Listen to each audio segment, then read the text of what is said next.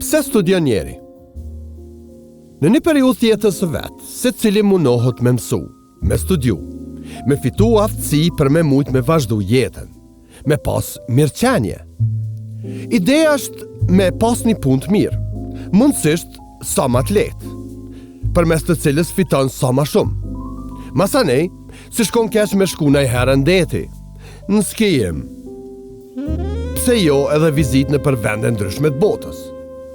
Për me imri këto, studimet të cilat i ndjekim kur jena studenta duhen me konë sa ma kualitative. E kjo punë është e matshme. Sa përputhën aftësitë që i marrin studentat gjatë studimeve me nevojat që ka tregu i punës në Kosovë.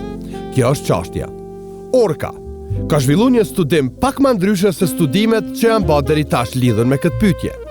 Krejt e kena një të thonë që ka shpërputhje mes aftësive të fitume të studentëve prej universitetit, me aftësi që lypen në tregun e punës.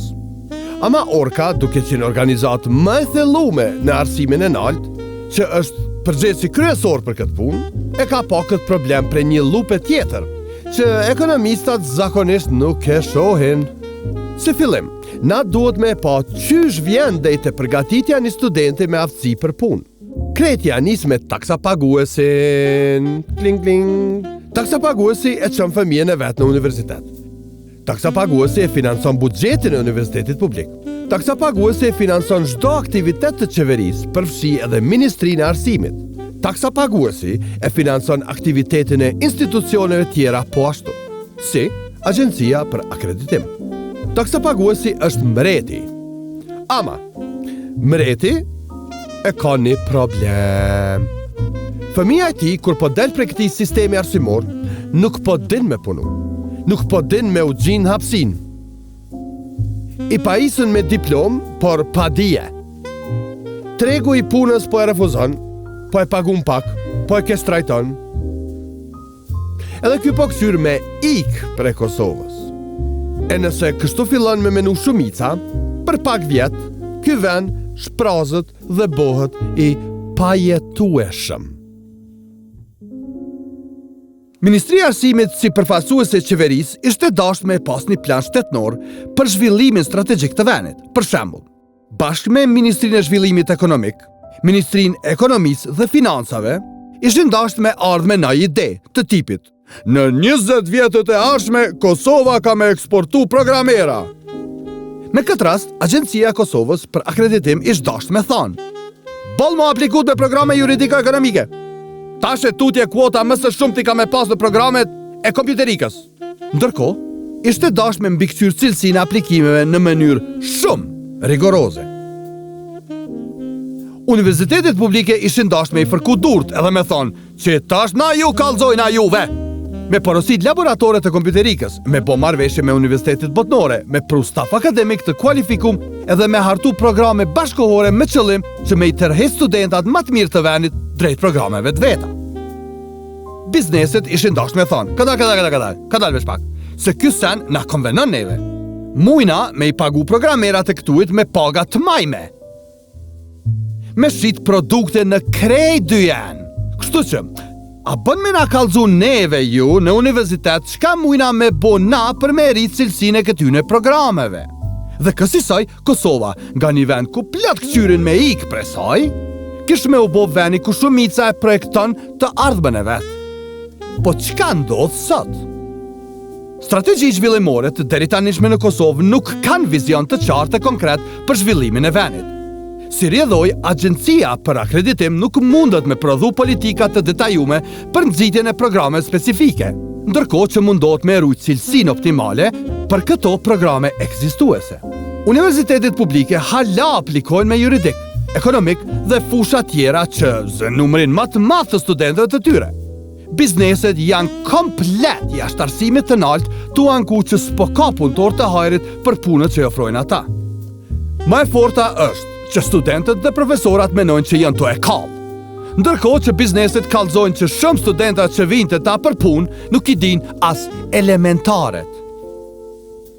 Orka ka zhvillu pyetësor me studentët ekonomikut, gazetarisë, programimit dhe elektroinxhinierisë. Përveç kësaj, Orka i ka analizu edhe programe të akreditume, sidomos të pjesa ku parashien aftësitë që pritet studenti me i fitu, mbasi të ketë studiu programin.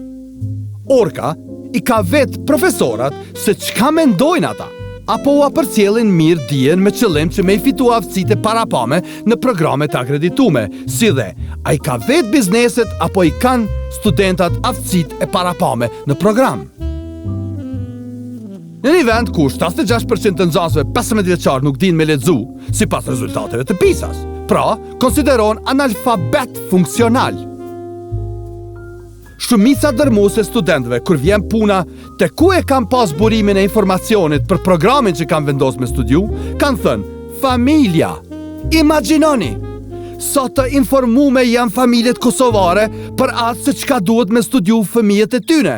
Zaten që kjo e spjegon pse ka kaq shumë studenta në ekonomik e juridik. 85% e studentëve të gazetarisë kanë thënë se e kanë arsimin e duhur për me kry punën e gazetarit. Të ndjekun prej 65% të studentëve të ekonomikut, të cilët mendojnë njëjtë. E kompanitë e intervistume të këtyre dy fushave e thonë krejt të kundërtën. Po si është e mundën që të njëjtë studentat që mendojnë se kanë arsimin e duhur, thonë që nuk e dinë se çfarë aftësi kërkojnë punëdhënësit. Kur vjen puna te kompjuterika, studentat shkojnë deri dikun të përgatitun. Mirë po, bizneset thonë se nuk kanë aftësi të buta. 57% të studentëve të kompjuterikës thonë se e kanë arsimin e duhur, ndërkaq ata të elektroinxhinierisë kanë pak ma shumë vetbesim. 63% e tyre mendojnë se e kanë arsimin e duhur për me kry punë në fushën e studimit. Ndonë se studentët e kompjuterikës dhe elektroinxhinierisë janë më realist, prapse shumica e tyre nuk e din se çfarë aftësi i lyp punëdhënësi. 46% të studentëve të kompjuterikës nuk e din se çfarë aftësi u duhet për me punu, dhe 42% të elektroinxhinierave nuk e kanë këtë informacion. E pse ndodh kjo shpërputhje mes çka fantazojnë studentët dhe profesorat e tyre dhe çka thonë bizneset që ju duhen aftësitë e tyre për me mujt me kry punë. Kjo ndodh sepse komunikimi qeveri tregi punës, komunikimi agjencie kreditimit tregi punës, komunikimi universitetit biznese, për me pa konkretisht çka po lypet në treg, nuk ekzistojnë. Si rrjedhoj, secili është ka i gra me të vetën. Papunësia të rinjtë të moshës deri në 24 vjeç është 49%. Pra, çdo i dyti i ri pa punë. Ndërkohë në Kosovë aktualisht studiojnë 95.000 studenta.